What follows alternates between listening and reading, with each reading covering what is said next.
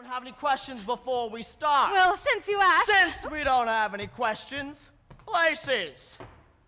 5, 4, 3...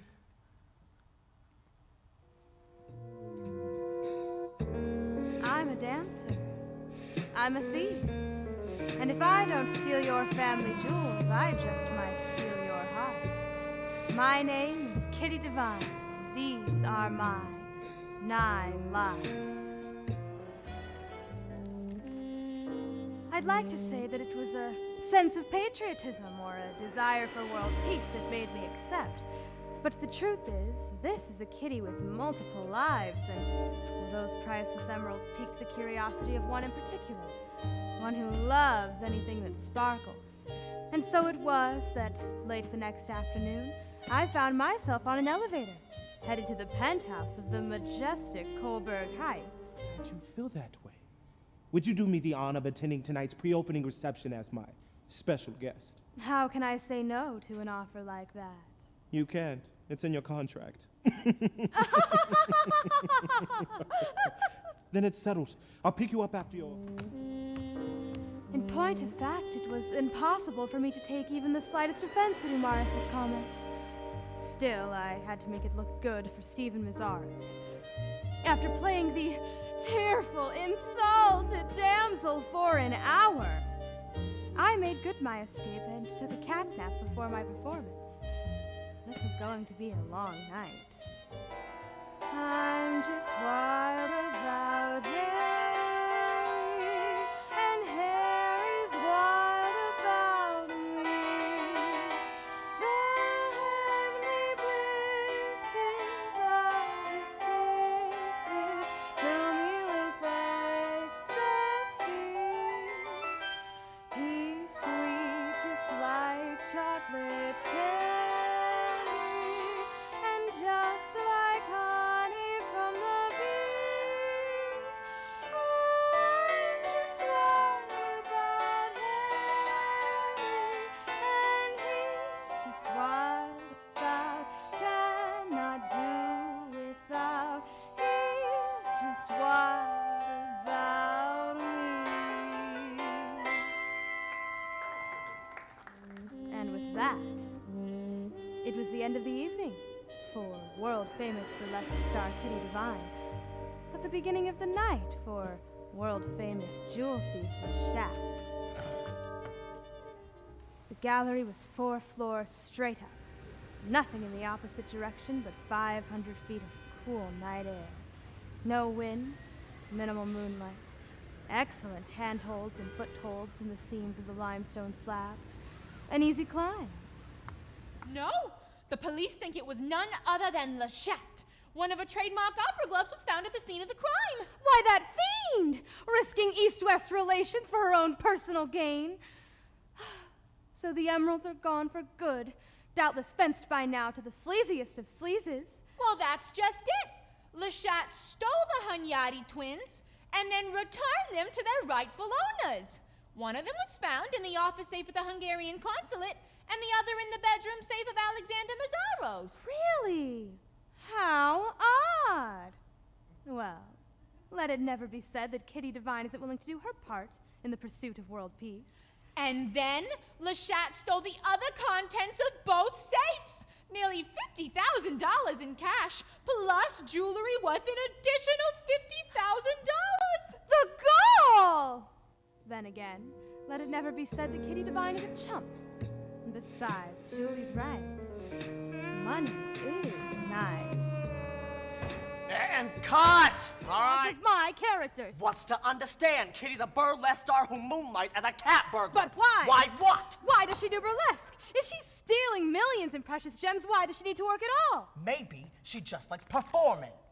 And what does she do with all the money? If she's fencing all of these rubies and diamonds, she should be rolling in the dough. But she seems to live rather simply. Oh, would you look at that? Time to get started on the next episode. But... Sorry, places, everyone. 5, 4, 3...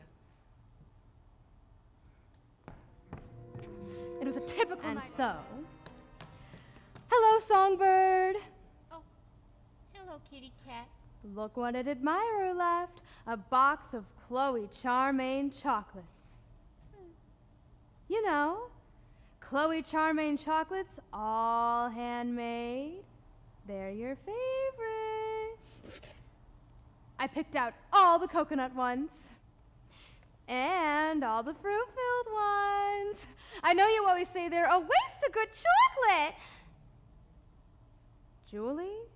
Oh, Thanks for meeting me here. Oh, no problem. I haven't been to Coney Island in ages. Step right up! Step right up! You, sir, hit the cans and win the pretty lady, a Cupid doll! And now I remember why. I should have known better than to match wits with Salvatore Palore. Got that right. We set you up real good, cat burglar lady.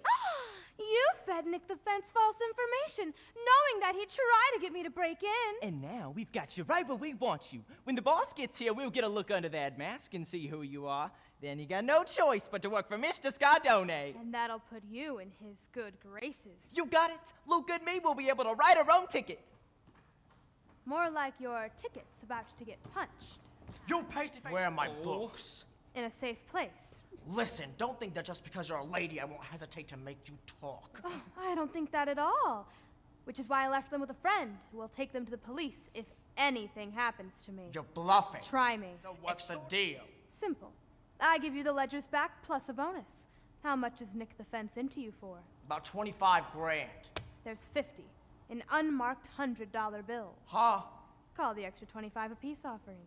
Like I said, I have nothing but respect for you. I don't want any trouble. Okay, let's talk business. What do you want in exchange? You let Nick the Fence walk. If he decides to keep working for you, that's his call. But his debt to you is paid in full. Done. What else? No retaliation. Against me or Nick by you or anyone else in your organization. If I get my books back, you have my word on it. Anything else? Well, just one more thing. No more gambling. Me now. Yes, sir. Oh, dear God. Since you two are over there jawing away like we don't have 3 more episodes to record, do we have time to talk? About what? About what I wanted to talk about during the last No, break. sorry, we don't have time. Listen, I don't appreciate being put off. I am not putting you off. As soon as we finish Terror Train at Tampa, you'll have my full attention. Fine. But if you put me off one more time, you can get someone else to play Kitty. Sure, sure. Wait, what? Please. And we'll always be poor! And speaking of poor, your parents should ask for their money back for whatever charm school they sent you to, because it didn't work. My parents are both deceased! And who could blame them? They'd have done anything to get away from you. What? How dare you? Okay, that was going too far. Get out! I'm trying to apologize here. Out, you insolent trout! All right. The air in this car is stale and musty anyway. Oh. But the more time that elapses after a crime, the less likely that crime is to be solved. You seem to know a lot about crime. Oh, I love detective movies. Oh. But I shouldn't be dragging you into this. If you're going to do good cop, bad cop, one of you has to be good cop. You can't both be bad cop. Spoken like someone who has a lot of experience with cops. I may have been in a police station or 2. And you may be yet again before the night is over! Oh, I hope not. We shall see. Good evening, Mr. Thieves. But wait. I said good evening. Oh, that was fun. Fun or not, it was a waste of our time. True. I've said you were dressed as a streetwalker. Darn right she shouldn't have. And you couldn't have known that unless you were there. Which brings us to where we began, with me fighting for my life. I struggled, but my opponent had strength that could only be described as inhuman. Just as I was on the verge of losing all hope. Let up. I told you. You put me off one more time, you can get someone else to play Kitty. Oh, but Gladys, honey. Yeah, too late. My mind's made up. I'll stick around to play the supporting roles as needed, but you can get yourself another Kitty. Stop. Like this. Yeah, No, no. It's your fault that I got drunk. My fault? Why would it be my fault, Miss Devine?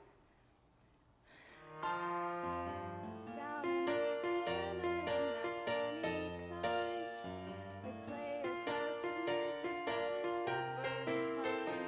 And it makes no difference if it is rain or shine. You can hear that jazz band music playing all the time. Now let's get to the last episode. Before we get to that last episode, what are you gonna do for her? What do you mean? I'm employing her. That's enough. You're employing her as a script girl. She's going above and beyond the call of duty here. We are all going above and beyond to get these shows done. Like me, doing parts and directing. Yeah, but that's by choice. Your choice. And you're getting paid well to do it. She's making peanuts. Fine. What do you want, script girl?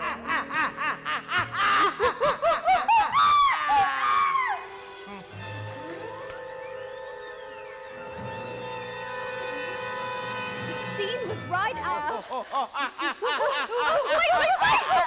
Take this straight. I'm never going to get your cranial cavity sewed open. What about poor Lola? What about her? Well, doesn't she have a say in this? Why should she? Because by removing her brain and replacing with mine, you're taking away everything that she is. Bah, she's just a dumb brute. She is not just a... Oh, Lola. Oh.